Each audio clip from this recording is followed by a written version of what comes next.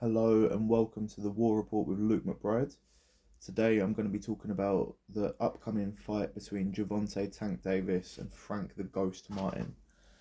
Now, I'm someone that's been very critical of Gervonta Davis, not in terms of his skill set. I think if you were to make a pound for pound list purely in terms of, you know, if I had to guess who would beat who in each division, then just purely based on their ability and everything that they have on paper, then you know what? I'd put Tank as maybe even a top five pound for pound fighter. But this is where I get critical of him is he just hasn't proved it in any way, shape or form. There's much lesser fighters that are taking much bigger chances than him. And it's just really frustrating to watch. He's the most guilty person of being in the Mayweather protection program, much more than Mayweather himself was, and I've been very critical of him as well over the years. So, it's very frustrating to see the way his career is sort of still not really taking that extra jump where, there's no reason why, you know, if Haney can become undisputed. Now, I know that Haney had, a bit of a questionable pathway to undisputed. But if Haney can do that, there's no reason why Tank can't do that. There's no reason why someone like Haney, who I wouldn't say in any department is as good of a fighter as Tank, there's no reason why, if Haney can achieve what he's achieved in the sport so far, why Tank can't? Absolutely no question about it at all.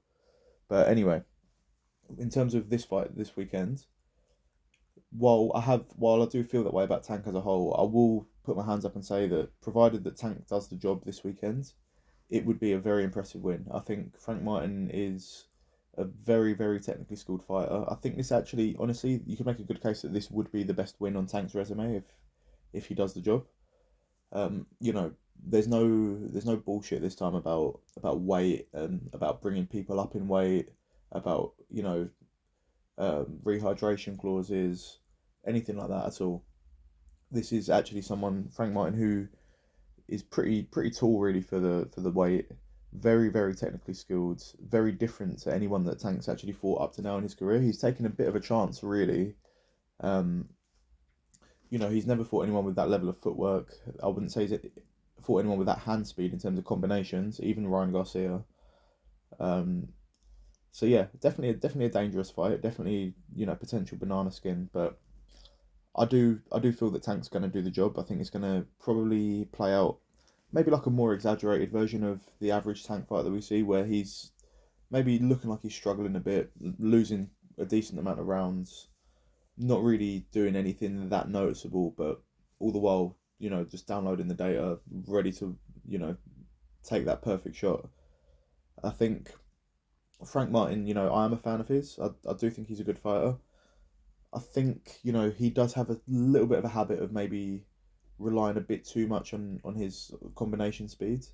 Whether he goes that way against Tank, that's a different story. Maybe he won't be taking those sort of chances, but against Rivera, for example, where he likes those combinations, it obviously does open yourself up a bit, and he's got a bit of a habit, Martin, of leaning forward when he punches. He almost it sounds like a harsh thing to say for someone that's obviously a very technically skilled fighter, but for someone that fights as a southpaw, it's almost the same as me, for example. I'm not, obviously trying to compare myself to Frank Martin, but when I just shadow box or if I'm on the heavy bag, me as an orthodox, um, you know, I don't lean in when I'm throwing from an orthodox stance, but if I just try to switch it up and go southpaw for a little bit, I just naturally sort of lean in, just where I'm not a natural southpaw.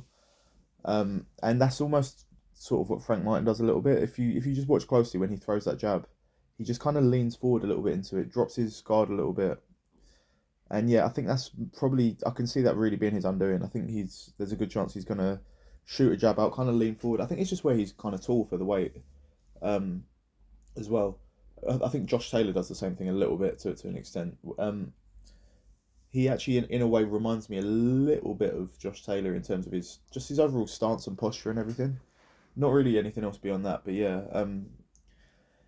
that's really just something I can very easily see happening. Is Frank Martin maybe getting maybe first few rounds winning a good few rounds with the jab, stick and move, and then just maybe gets a little bit too comfortable and relaxed. Um, and then yeah, just gets caught with a big shot. That's where I would have to put everything on. With that being said, at the same time, we're talking about a technical, rangy southpaw with very quick feet. That's by no means a guarantee that Tank's going to get inside.